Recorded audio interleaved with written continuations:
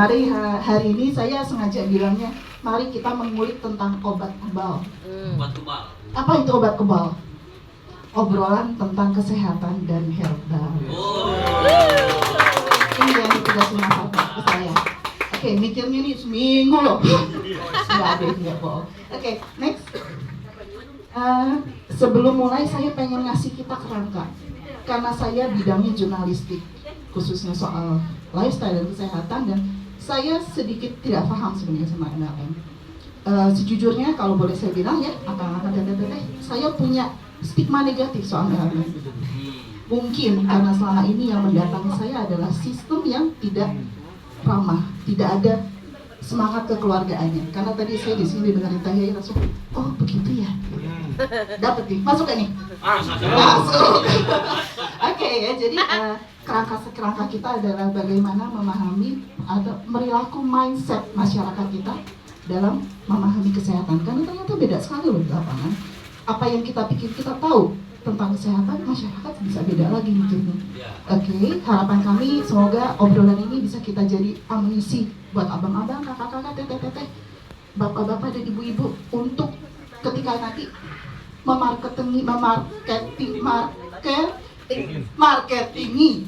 memasarkan dengan cara mempersuasi konsumen, karena tentunya agak beda ya, mungkin ya, benar ya Kang ya? Sistemnya beda, saya nggak tahu, saya belum belajar. Ajarin dong Teh. Oke, next. Oke, kita ngomong soal sehat dan bugar. Ini istilahnya kayak bakunya seperti ini. WHO bilang, World Health Organization, sehat itu sempurna secara fisik, mental, sosial, tidak hanya terbebas dari penyakit dan kecacatan.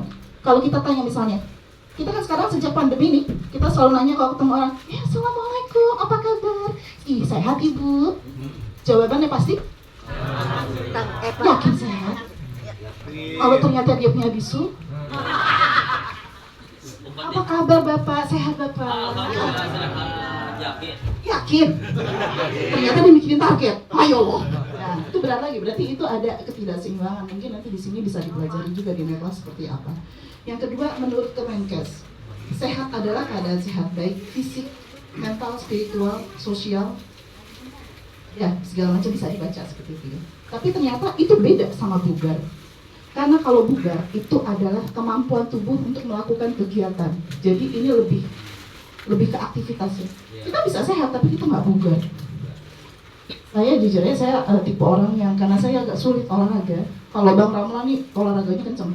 Kalau saya agak sulit, tapi makanya kadang-kadang saya suka nggak bugar. Gitu. Saya sehat tapi untuk aktivitas kayaknya saya butuh, wah gitu kan, butuh bangun susah banget gitu. Ini ada obatnya nggak di Red Heart? Ada. Apa ya? Nanti bisa hubungin internet. Oke, nanti kita belajar. Apa teh? Ada tuh ya. Oke, next. Jangan langsung ke sini. Oh. Gaya hidup sehat itu gampang. Kita sama-sama tahu. Ini sebenarnya patokannya yang kita punya ya. Pertama, jaga pola makan sehat. Pertama, gizi seimbang. Berarti termasuk mikronutrien, makronutrien. Porsinya sesuai, yaitu untuk usia, berat badan, aktivitas. Kalau bapak-bapak yang beratnya 70 kg sama ibu-ibu yang beratnya 70 kg, makanannya sama nggak? Beda. Apa beda? Porsinya beda. Porsinya beda. Apa? Porsinya atau susunannya? Karena porsi sama susunan bisa beda loh. Ya kan? Kalau porsi bisa sama-sama sepiring, tapi setelah dibedah ternyata karbohidratnya separuh, proteinnya nggak ada, sama sayuran. Itu berarti kan nutrisinya tidak memenuhi sebenarnya, ya seperti itu. Lalu yang kedua, itulah kenapa ketika porsi makanannya, bukan porsi makanannya, tapi apa yang ada di makanannya, bukan porsi kan jumlah, tapi komponen gizinya tidak memenuhi, maka dia harus ditambah dengan suplemen. Ya. Seperti itu. Jadi suplemen di sini penting banget ya, karena nanti ada bahasannya lebih lanjut kenapa suplemen penting.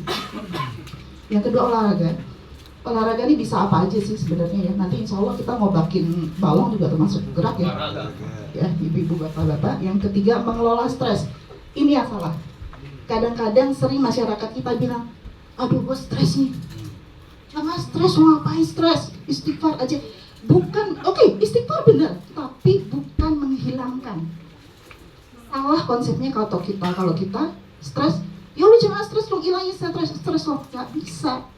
Stres itu dikelola. Tuh, dikelola berarti dengan cara bagaimana? Caranya macam-macam. Dengan lebih banyak tenang, bernafas panjang, bangun pagi, habis subuh jangan tidur, jalan-jalan, menikmati alam, melihat hijau-hijau, memandang suamiku. Aduh saya anian banget sama dia. Oke, mengelola stres ya, jadi bukan menghilangkan, tapi dikelola. Caranya macam-macam. Oke, terus yang selanjutnya adalah stop alkohol dan rokok. Nah ini ya, rokok mungkin agak ya masih bisa diperdebatkan karena katanya Netlife punya rokok herbal. Netboss, benar rokok herbal ya? Iya. Itu bukan ngerokok. Apa itu?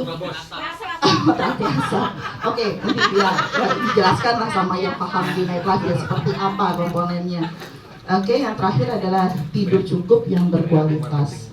Biasanya orang itu diajari tidur 8 jam, ya kan? Tapi apakah harus 8 jam? Kenapa enggak? Ayo, ada ibu-ibu. Yang penting waktunya aja, waktu tidurnya aja.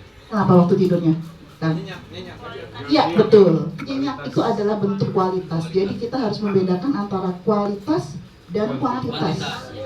Kuantitasnya bisa 12 jam, tapi nggak ada kualitasnya. Karena tidurnya nggak sampai tahap yang disebut dengan REM.